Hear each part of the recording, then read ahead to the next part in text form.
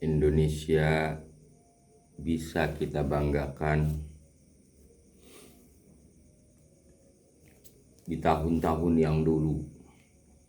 Kalau menurut saya, Indonesia sekarang jangankan negara orang lain, rakyatnya aja banyak yang tidak membanggakan dengan Indonesia ini, khususnya dengan peraturan yang dibuat pemerintah.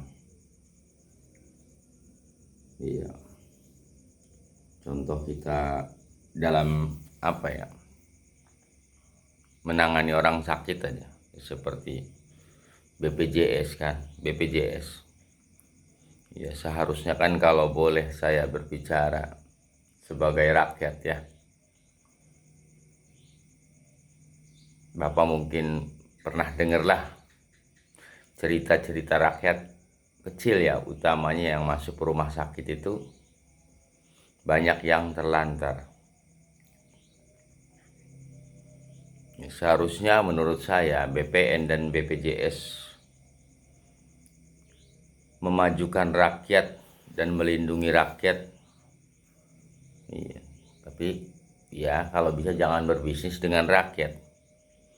Kalau negara berbisnis dengan rakyat atau rakyat dibisniskan, misalkan ini menurut saya itu adalah negara yang sudah mau berporak-poranda kayaknya ya. Ya. Kalau kita melihat dari senior kita dulu ya, Bapak Presiden Soekarno yang sangat saya cintai dan saya hormati ya. Dia makan pokoknya gampang urusan ke belakang. Yang penting bagaimana rakyat dia tahu saya berjuang untuk rakyat, dan benar-benar iya. Rakyat diperangi kan, padahal masih perang, tapi dia sudah melaksanakan proklamasi. Iya, padahal rakyat masih diserang kan, agresi militer ke Belanda 1949 segala kan ada, tapi Pak Karno berani menembus itu.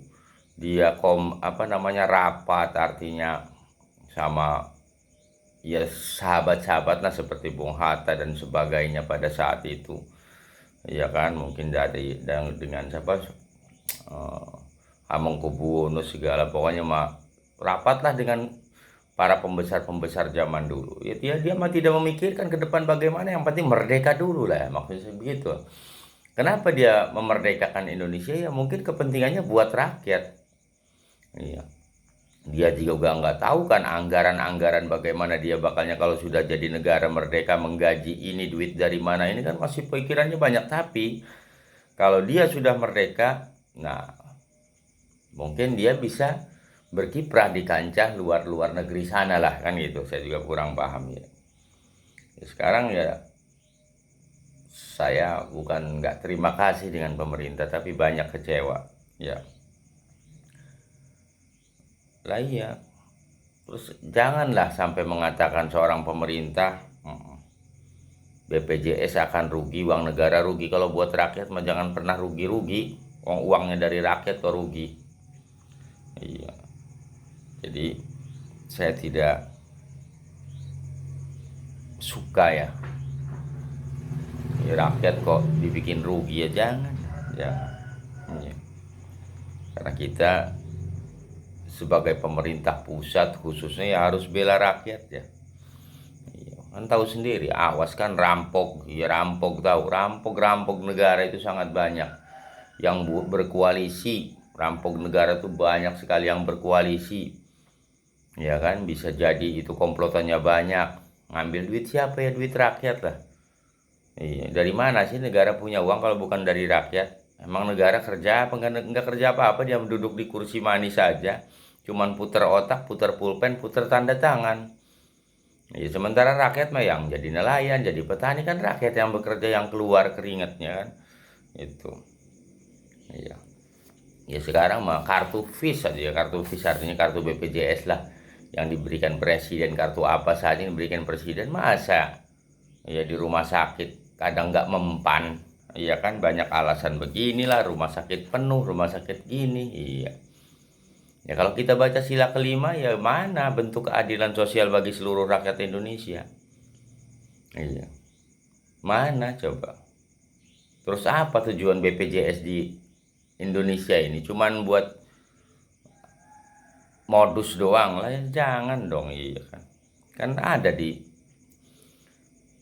undang-undang, kan Undang-Undang 45. Ya kalau nggak salah saya pernah ngebaca itu pasal 34 itu, negara berkewajiban, iya kan, menyediakan akses ibarat kata atau fasilitas kesehatan untuk rakyat. Ya berarti kan seluruh rakyat wajib diberikan kesehatan yang sama, wajib diberikan perlindungan yang sama dalam bentuk kesehatan itu kan. Iya, jangan ini kelas 1, kelas 1, kelas 2, kelas 2, kelas 3. Banyaklah alasannya dokter. Ada pasien yang nggak kebayar, nggak boleh pulang karena belum bayar adminnya dan sebagainya kan banyak ini keluhan-keluhan rakyat tentang begitu. Sedih Pak, iya. Banyak, iya, bayi itu di desa saya bukan 1 2 kali, iya. Saya punya cucu meninggal gara-gara nggak punya uang Pak, iya. Iya, karena saya harus digini, digitu, BPJS alasannya penuh lagi ini dan sebagainya. Iya, meninggal cucu saya tuh. Ya makanya kadang-kadang bagaimana ya, apa sih yang harus kita banggakan dengan negara ini? Iya. Kalau Pak Presiden Soekarno tuh, waduh beneran itu dia disegani di seluruh dunia, itu udah bukan main-main itu kan. Contoh dulu kan, lagi zaman Imam Bukhari kan di Uni Soviet, iya, sampai ditolak kan Presiden Uni Soviet untuk Pak Harto begini begitu, saya mau datang asalkan begini begitu kan, tentang pernah mungkin ceritanya tentang Imam Bukhari itu, sampai marah itu kan Presiden Soviet. Tapi itulah hebatnya Pak Karno, dia tidak pernah takut dengan negara seperti apapun kalau bakalnya harga dirinya rusak, harga diri negaranya rusak. Nah, pemerintah sekarang mau kerjasama dengan siapa? Iya, kalau Pak Karno itu saya salut dulu ya. Ya walaupun saya masih belum tua kan, saya juga baca sejarah. Saya juga dengar cerita dari orang-orang tua kita dulu kan, tentang perjuangan sepak terjang Bung Karno, tentang perjuangan sepak terjang Pak Harto. Artinya kan, wih salut itu orang dua itu. Ya namanya hidup pasti ada salah-salahnya. Iya kan, kehebatan Pak Harto mah hebat lah, orang tua. Nah Pak Harto itu contoh orang tua. Apa saya bilang contoh orang tua Pak Harto itu? Dia nggak tahu ya kan. Pokoknya kayak saya nih, anak saya tuh nggak tahu kalau minta uang jajan. Dari mana duitnya. Yang penting anak saya jajan dengan enak. Lah Pak Harto juga begitu, mau dia utang mau apa dari negara lain, yang penting sembako murah apa murah. Lah itu yang maksud saya, yang saya cari. Nah jangan sampai sekarang mah kan kebanyakannya itu kan, dan bukan kebanyakan memang terjadinya utang besar tapi sembako mahal. Lah ini permasalahannya, kenapa kok bisa begitu? Iya, ya wes begitu aja lah, mudah-mudahan dipahami saja. Iya, apa yang saya ucapkan ya mungkin nggak mungkin lah omongan saya didengerin, namanya orang kampung, tapi minimalnya biar rakyat ini tahu aja, biar nggak dibodohi. Jadi sila keadilan sosial bagi seluruh rakyat Indonesia itu menurut saya di Indonesia sudah tidak ada, cuman ada slogannya doang. Iya, nggak adil sebenarnya aja. Terus Garuda Pancasila, akulah pendukungmu, ya kan? Garuda Pancasila, akulah pendukungmu. Patriot proklamasi, sedia berkorban untukmu. Pancasila, dasar negara, rakyat adil makmur sentosa, kata di Pancasila. Kapan Garuda Pancasila? Kapan rakyat adil makmur sentosa?